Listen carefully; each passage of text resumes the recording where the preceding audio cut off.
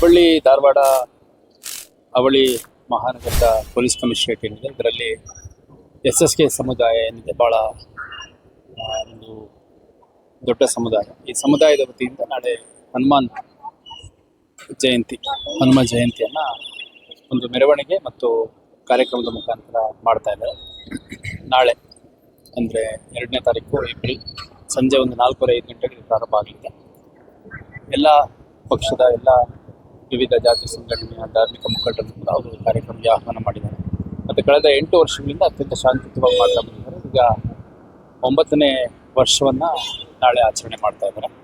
ತುಳಜಾಭವಾನಿ ದೇವಸ್ಥಾನದ ಹತ್ರ ಪ್ರಾರಂಭ ಆಗಿ ಮೇದಾರೋಣಿ, ಟೌನ್ ಪೊಲೀಸ್ ಸ್ಟೇಷನ್, ದುರ್ಗದ ಬೈಲು, ಕಾಳಮ್ಮ ನಗಸಿ, ಮಹಾವೀರ್ ಗಲ್ಲಿ ಸೇರಿದಂತೆ ಇಲ್ಲೇ ತುಳಜಾಭವಾನಿ ಸರ್ಕಲಿಗೆ ಬಂದು ಎಂಡ್ ಆಗುತ್ತೆ.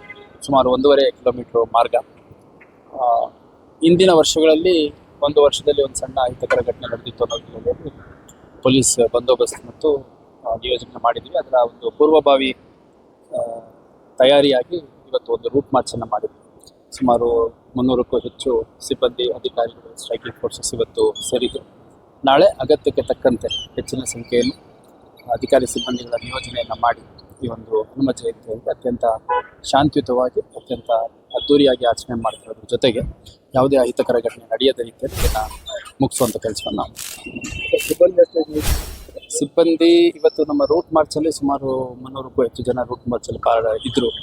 ನಾಳೆ ಅಗತ್ಯಕ್ಕೆ ತಕ್ಕಂತೆ ನನ್ನ ಲೆಕ್ಕದಲ್ಲಿ ಸುಮಾರು 700-800ಕ್ಕಿಂತ ಹೆಚ್ಚು ಜನ ಸಿಬ್ಬಂದಿ ಮತ್ತು ಅಧಿಕಾರಿಗಳು ಹೊರಗಡೆಯಿಂದ ನಾವು ಹೆಚ್ಚುವರಿಯಾಗಿ KSRP, ಹೋಮ್ ಗಾರ್ಡ್ಸ್ ಎಲ್ಲ ತೊಗೊಂಡಿದ್ದೀವಿ. ಅತ್ಯಂತ ಶಾಂತಿಯುತವಾಗಿ ಆಚರಣೆ ಮಾಡ್ತೀವಿ ಅನ್ನುವಂಥ ಭರವಸೆಯನ್ನು ಕೊಟ್ಟಿದ್ದಾರೆ. ಮತ್ತು ನಿರಂತರವಾಗಿ SSK ಸಮುದಾಯ ಏನಿದೆ ಎಲ್ಲ ಧಾರ್ಮಿಕ ಆಚರಣೆಗಳನ್ನು ಅತ್ಯಂತ ಶಾಂತಿಯುತವಾಗಿ, ಶಿಸ್ತುಬದ್ಧವಾಗಿ ಮತ್ತು ವಿಜೃಂಭಣೆಯಿಂದ ಮಾಡಿದೆ.